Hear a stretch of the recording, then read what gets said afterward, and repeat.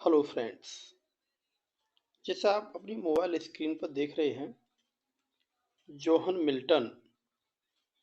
तो आज हम जोहन मिल्टन के बारे में कंप्लीट बायोग्राफी को जानेंगे, जिसमें हम जोहन मिल्टन से रिलेटेड सभी प्रकार के क्वेश्चंस को जो टीजीटी पीजीटी के लिए, एलटी ग्रेड और जीआईसी लेक्चरर के लिए आगामी परीक्षाओं की बहुत ही इम्पोर्टेंट हैं, उन सब के बारे में डिटेल चर्चा करेंगे। आज मिल्टन की बायोग्राफी के अंदर हम केवल उन्हीं बातों को आपके साथ शेयर करेंगे जो परीक्षा के लिए बहुत ही इम्पोर्टेंट है और जहाँ से क्वेश्चन अक्सर पूछे जाते हैं। तो आज का वीडियो बहुत ही इम्पोर्टेंट है, तो पूरा वीडियो जरूर देखें। वीडियो को स्किप करने से आप बहुत इम्पोर्टेंट इन्फॉर्मेशन से वंचित रह जाएंगे, तो पूरा वीडियो ध्यान से देखें और आवश्यक लगे तो नोट्स भी करते जाएं। आइए शुरू करते हैं आज का वीडियो।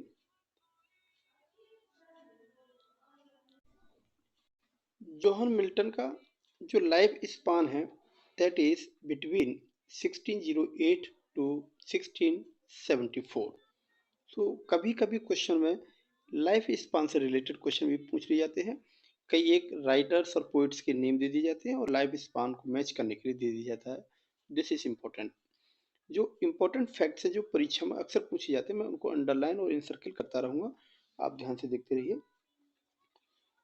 देखते हैं, he was born on 9th December, yes, 9th December 1608 in Bread Street, London, and he died on the same date, November 1674। इस प्रकार से लाइफ स्पान से भी क्वेश्चन पूछा जाता है। तो जोहन मिल्टन का लाइफ स्पान इस प्रकार से है। एक्चुअली क्वेश्चन अगेन पूछा जा सकता है कि how he actually died. So he died of gout. Gout एक प्रकार की डिजीज है। ये क्या डिजीज है? This is a form of arthritis characterized by severe pain, redness, and tenderness in joints. Pain and inflammation occur when too much uric acid crystallizes and deposits in the joints. तो आप ऐसे समझिए, question कभी कभी पूछ लिया जाता है कि how actually Milton died and what was disease for that he died. It was gout. Gout क्या है? एक प्रकार की जोड़ों का दर्द होता है, जो उसके दर्द की उस समय कोई इलाज नहीं होता था, तो इस प्रकार से उसकी डेथ हो जाती है। कुछ और आगे देखते हैं। मिल्टन ही बरीड एट सेंट गिल्स क्रिपलगेट, वहां उसको बरीड किया गया। His father was a prosperous London scrivener. His father was prosperous, a scrivener, who actually scriveners are kind of clerk, a person who frequently asks money from people and invest them and gets benefit from that. So he was a scrivener. His mother was Sarah Jeffrey. She was a woman of refinement and social grace. Question में friends उसकी माँ का नाम भी पूछा गया कि who was Milton's mother's name and who was his father and what was his father's occupation. These all facts are very important. Next, John Milton, a man of middle stature with auburn hair and oval face with grey eyes and a fair complexion। तो इस प्रकार से Johan Milton छोटे कद का व्यक्ति था।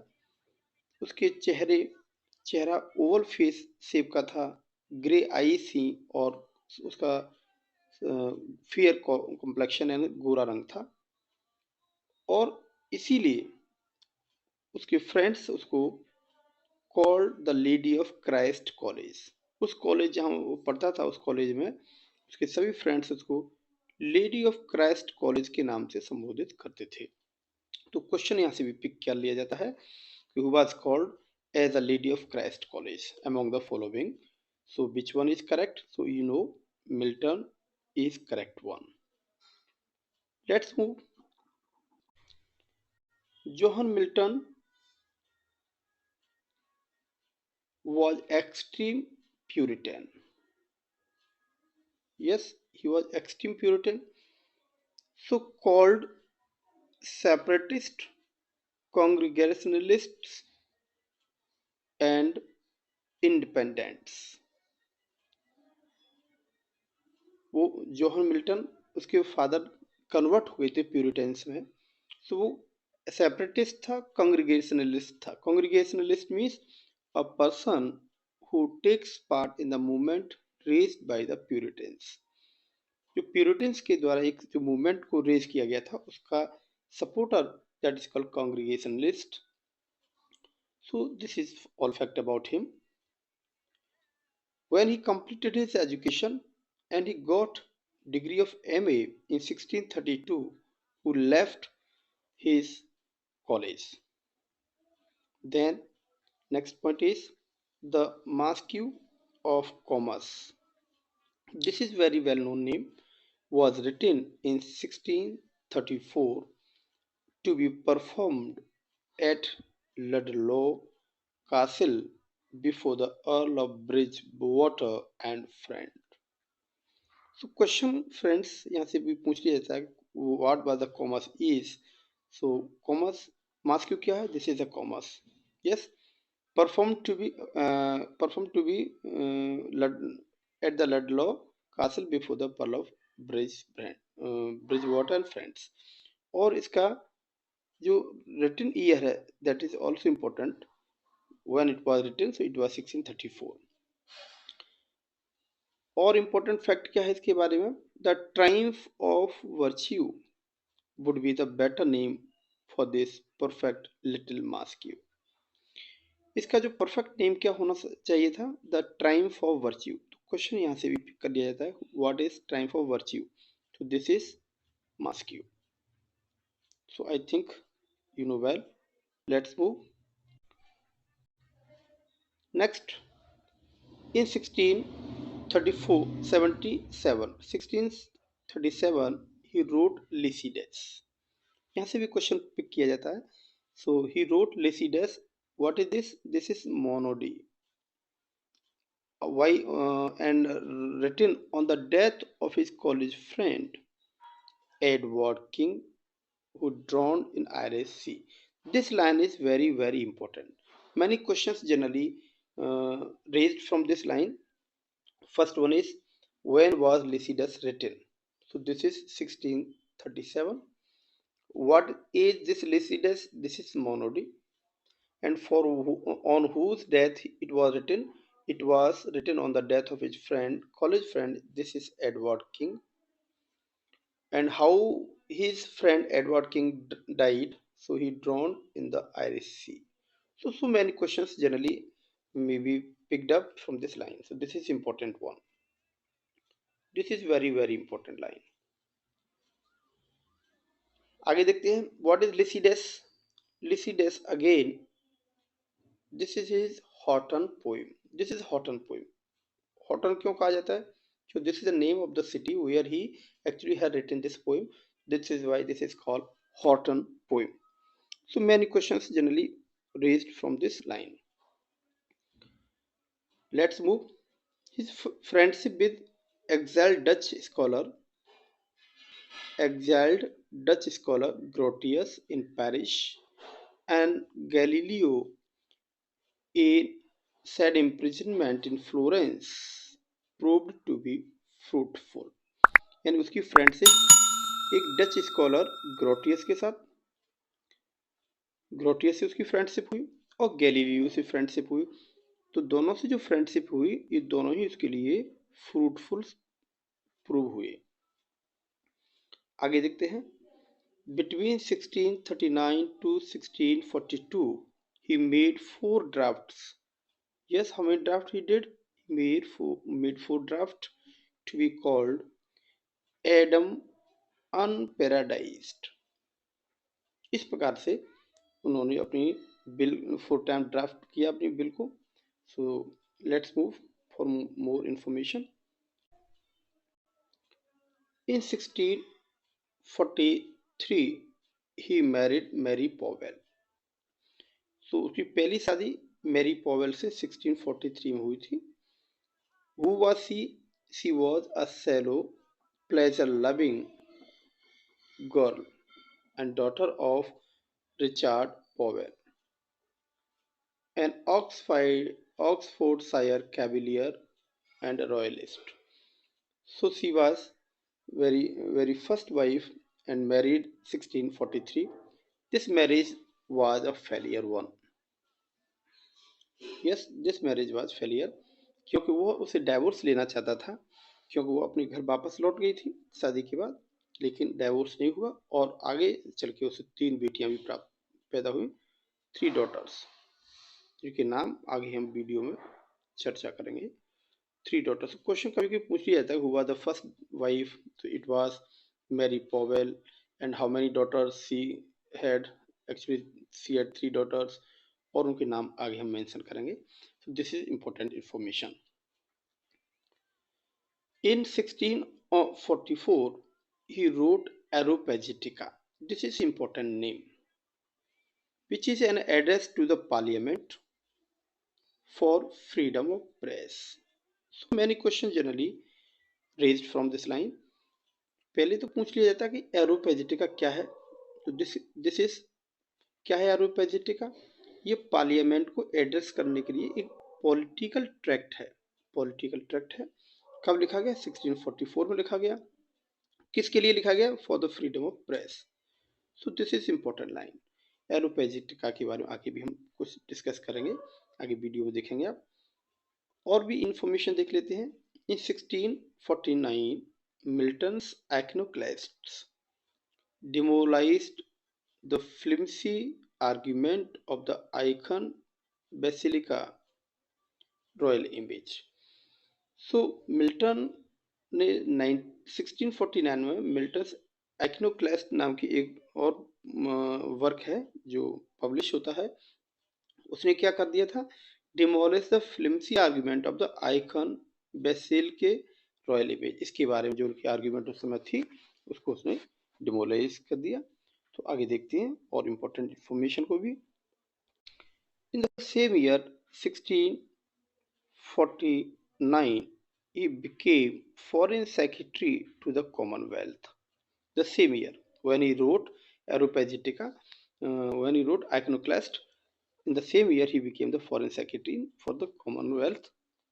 He lost, important information is that he lost his one eye in 1650. यहाँ से उसका कैरियर डाउनफॉल नहीं, लेकिन उसके जीवन में बहुत भूचाल आने वाले समय स्टार्ट होता है कि 1650 में उसकी एक आंख से उसने आई साइड टोटल खो दी थी. He actually didn't care for the warning of the doctors who advised him to take rest, but he worked laboriously in writing the defense of the English people. This work resulted in total blindness. Actually, he was writing for the defense of English people and kept on writing laboriously, but the doctor warned him not to do so, but he kept on and kept on.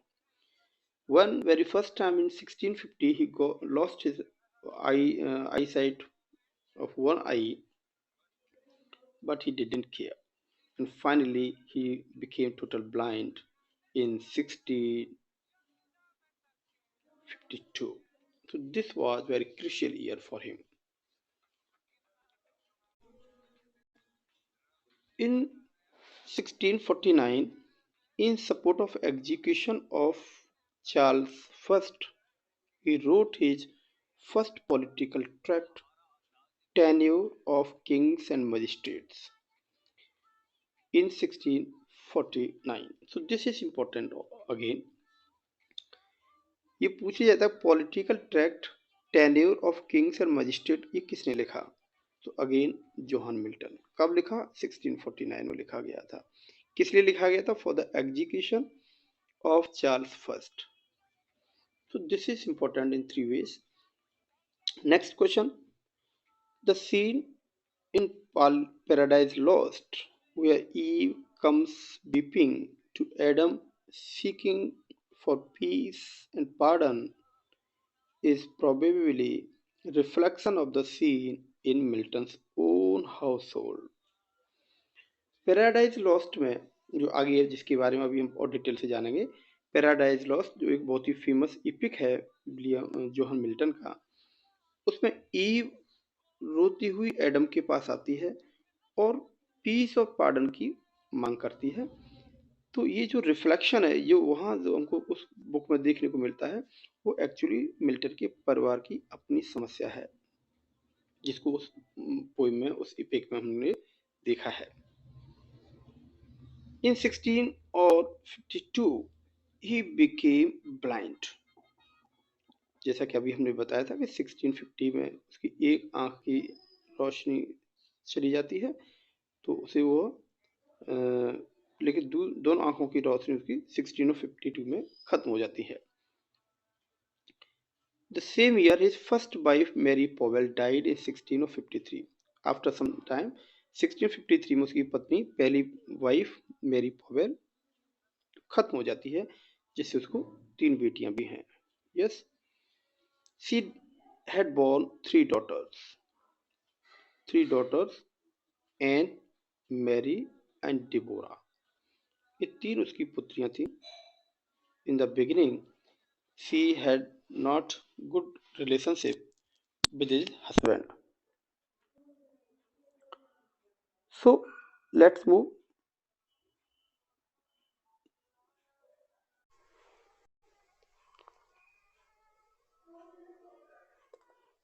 The only male child, Johann died in infancy 16 or 51. Actually, the very first wife, Mary Powell, she gave birth 3 daughters and 1 child, 1 son. So the only 1 son named Johann died in infancy in 1651. So 1652 53, it was very crucial year for him, because in 1650 he lost eyesight of one eye, 1652 he became total blind, and 1653 his wife died, and 1651 his only son also died. So these 4 or 5 years are very crucial for him. But in 1657, after death of his first wife Mary Powell, 1657, he married Catherine Woodcock. Question यहाँ से पूछ लिया जाता है कि Mary Catherine Woodcock से शादी कब की, जो 1657 में। Both mother and child died, but mother and child died in 1658। Again the same tragedy happened with him. उसकी दूसरी पत्नी कैथरीन वुडकॉक बच्चे को जन्म के साथ ही खत्म हो जाती है 1658 में। But for the third time 16 और 63 poet married again Elizabeth Minshull. Elizabeth Minshull से 1663 में जोहन मिल्टन फिर शादी कर लेता है। A lady 30 years younger than himself, यानी यह लेडीज एलिजाबेथ मिलसेल उससे पूरे 30 साल छोटी थी, उससे वो शादी कर लेता है। Before writing paradise lost, Milton thought of writing on King Arthur, but later on he decided to write on the fall of man, and it resulted in Paradise Lost. Johan Milton ने king Arthur के बारे में लिखने की योजना बनाई थी, लेकिन बाद में उसने सोचा कि द फॉल ऑफ मैन, मनुष्य के पतन के बारे में वो लिखेगा, और लिखते लिखते यह पैराडाइज लॉस्ट के एक इपिक के रूप में प्रकाशित हो जाती है। तो इस प्रकार से पैराडाइज लॉस्ट को भी लिख देते हैं जोहन मिल्टन। आगे देखते हैं उनसे संबंधित इंपॉर्टेंट इंफॉर्मेशन को भी। Paradise lost finished in 1665. Yes, he started writing in 1658 and completed in 1665 and get it published in 1667. So after being blind in 1652, after 7 years, 6 or 7 years, he started writing a great work, that is Paradise Lost. Yes, and after 7 years of hard toil, he completed it in 1665 and get it published in 1667. 1667, yes. So this is again very important information. Generally questions are raised from this line, so keep it in your mind. Originally, Paradise Lost was divided in 10 books. At the time of writing, it was divided in 10 books, but afterward, it was divided again in 12 books. So question generally यहाँ से भी पूछ लिया जाता है कि originally paradise lost में कितनी बुक है, तो इट वाज 10 बुक्स, और उसके बाद कितनी बुक उसमें और जोड़ दी जाती है, 2 बुक, ये टोटल बुक कितनी हो जाती है, 12 बुक हो जाती है। क्वेश्चन ये भी पूछ लिया जाता है कि कौन सी बुक को एक स्पेल्ड करके इनको बनाया जाता है, तो आगे वीडियो को देखते रहिए, ये इन्फॉर्मेशन आपको देखने को मिलेगी कौन सी बुक को स्पेल्ड करने के बाद 10 बुक से 12 बुक हो जाती है। The copyright of the paradise lost was sold to Samuel Simons. Yes, for the payment of £5 only. Samuel Simon was Milton's friend and publisher, so he sold it. It's a copyright to Samuel Simon only for payment of £5. The third edition of Paradise Lost appeared after the poet's death in 1678. जैसा कि अभी हमने बताया था कि 1674 में John Milton की death हो जाती है, तो 1678 में उसकी डेथ के बाद पोस्थुमसली इसका थर्ड एडिशन पैराडाइज लॉस्ट का पब्लिश होता है।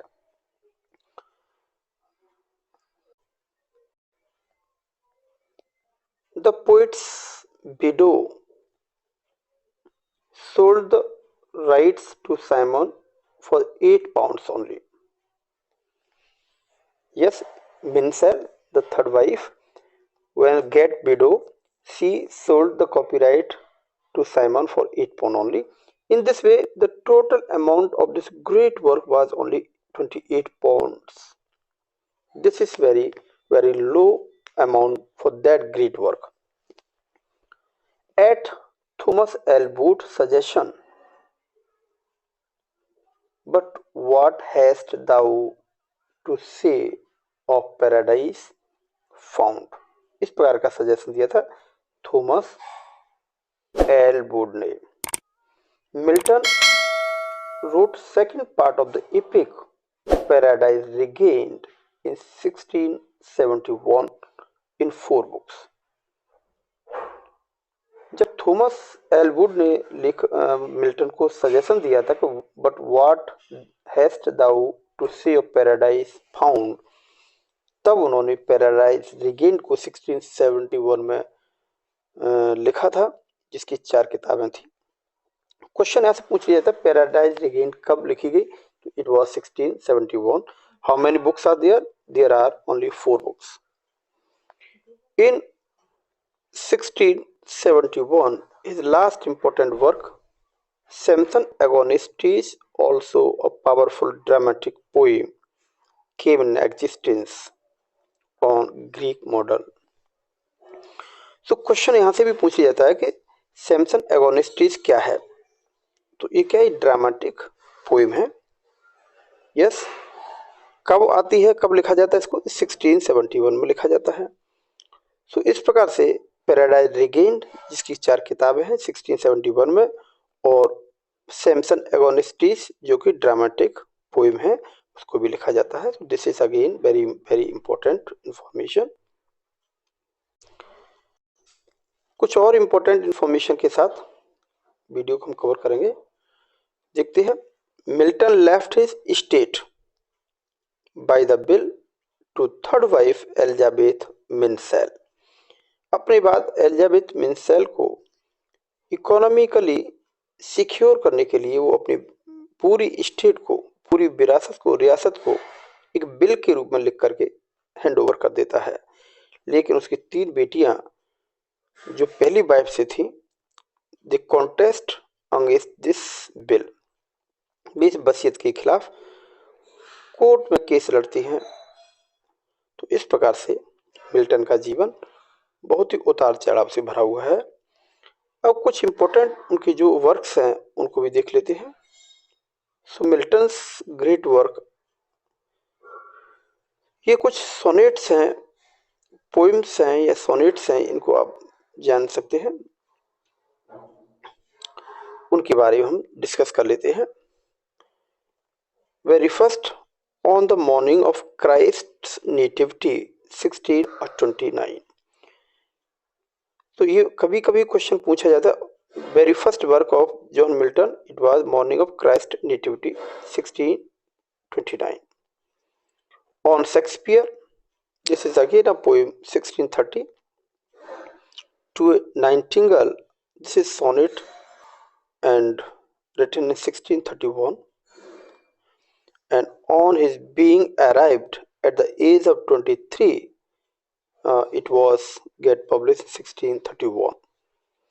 So इस प्रकार से ये उसके सोनेट या पोएम, पोएटिक वर्क है।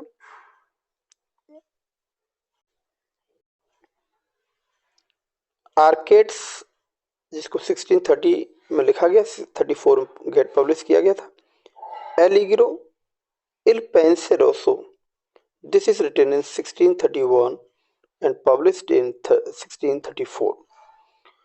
सो क्वेश्चन यहाँ से पूछ लिया जाता है, इसके डेट ऑफ पब्लिकेशन और डेट ऑफ राइटिंग तो पूछा जाता है। कभी कभी पूछा जाता है what actually meaning of L Allegro. It means happy man. Yes, this means happy man. और इल पेंसरोसो मीन्स मतलब थॉटफुल मैन, विचारशील, थॉटफुल मैन। यस, तो दिस इज वेरी इंपॉर्टेंट, इसकी मीनिंग भी पूछ लिया जाता है।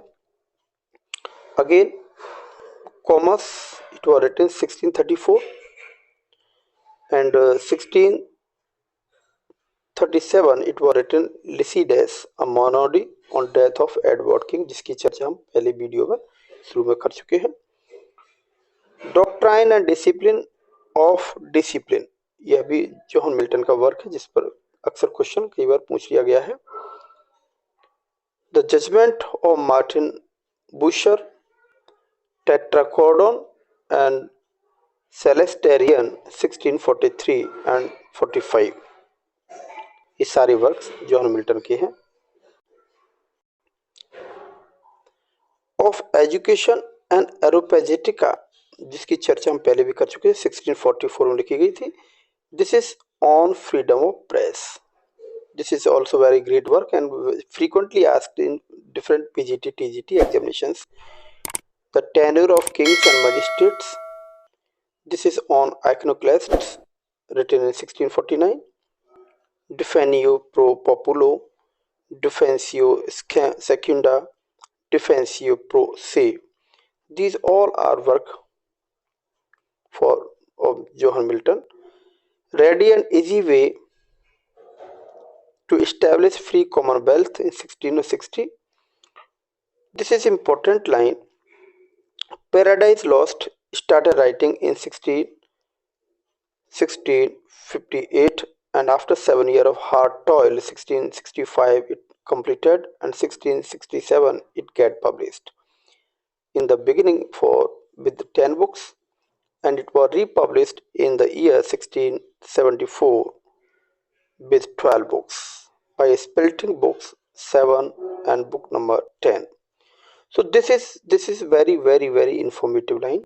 Many questions generally raised from this line. Again, Paradise Regain, it was written 1665, completed 1667 and get it published 1671. Samson Agonistes started 1668, completed 1670 and get it published 1671. Sonnets, some sonnets also he had written. How soon hath time, on his deceased wife, to Nightingale on reaching the age of 23, Massacre and Piedmont and on his blindness. So इन सभी sonnets के बारे में मैंने discuss पहले भी video में किया है और उनकी date of publication, date of writing मैंने भी मेंशन किया है। तो इस प्रकार से काफ़ी इंपॉर्टेंट इंफॉर्मेशन है। जोहन मिल्टन के बहुत ही महत्वपूर्ण जो work that is called paradise lost, जिसको 12 बुक्स में लिखा गया है, उसके बारे में कुछ मेन पॉइंट्स मैं थोड़ा शेयर कर लेता हूँ जहाँ से क्वेश्चन अक्सर पूछ लिए जाते हैं। तो उसकी 12 बुक है, जिनमें से पहली बुक में क्या थीम है उसकी? The fall of man, invocation, Satan and his banishment from the heaven with fallen angels, Piedmont. तो यहाँ से क्वेश्चन पूछे पीडमोंट क्या है? This is capital city of hell. In the book second, council of evil spirits to tempt Adam and Eve and gates of hell guarded by sin and death. So book next देख लेते हैं। And book number 3, God sees the fall, sends Raphael to the war, Adam and Eve, son offers himself for sacrifice to take sin, Saturn disguised asks Uriel the way to earth। तो इस प्रकार से book number 3 में ईश्वर उस मनुष्य के पतन को देखता है, राफेल जो उसका वफादार एंजल है उसको भेजता है एडम और ईव को समझाने के लिए। तो इस प्रकार से बुक नंबर 3 में मेंशन किया गया है। क्वेश्चन यहाँ से पूछ लिए जाते हैं कि ये घटना किस बुक में से है। और बुक नंबर 4 में है a garden of Eden, a garden in heaven, Satan tempts Eve in dream. दो बातें इसमें मुख्यतः बताई गई हैं। स्वर्ग का जो गार्डन है ईडन, उसको बताया गया है, और सैटर्न सपने में आकर के ईव को कैसे टेम्प्ट करता है, लालच देता है, इसका जिक्र किया गया है। फ्रेंड्स, इस प्रकार से वीडियो काफ़ी लेंदी हो जाता है, काफ़ी शॉर्ट करते करते इन्फॉर्मेशन को काफ़ी लेंदी हो जाता है। तो मैं यहाँ आपको बता रहा हूँ book number 5th, 6th, 7th में इस प्रकार से जो दिया है आप उसको रीड करके देख सकते हैं। और book number 7th, 8th, 9th, 10th और ये इस प्रकार से 11th एंड 12th। सो आज का वीडियो फ्रेंड्स मैं यहीं फिनिश करता हूँ, और अगले वीडियो में मैं मिल्टन से संबंधित बहुत सारे MCQs क्वेश्चंस के बारे में एक वीडियो लेके आऊँगा, जिसमें हम MCQs रिलेटेड क्वेश्चंस जो विगत परीक्षाओं पूछे गए हैं और आगामी परीक्षाओं के लिए इम्पोर्टेंट है उनके बारे में डिस्कस करेंगे। So I think you find this video informative, और आपको लगता है कि मेरी एफर्ट्स, मेहनत आपके लिए परीक्षा उपयोगी कुछ क्वेश्चंस बनाने में सफलता मैं हासिल कर पा रहा हूँ, तो आप मुझे लाइक जरूर करें, शेयर करें और कमेंट करके बताएं कि मुझे और क्या रिफाइनमेंट लाना चाहिए। तो stay motivated, keep learning. Thank you for watching.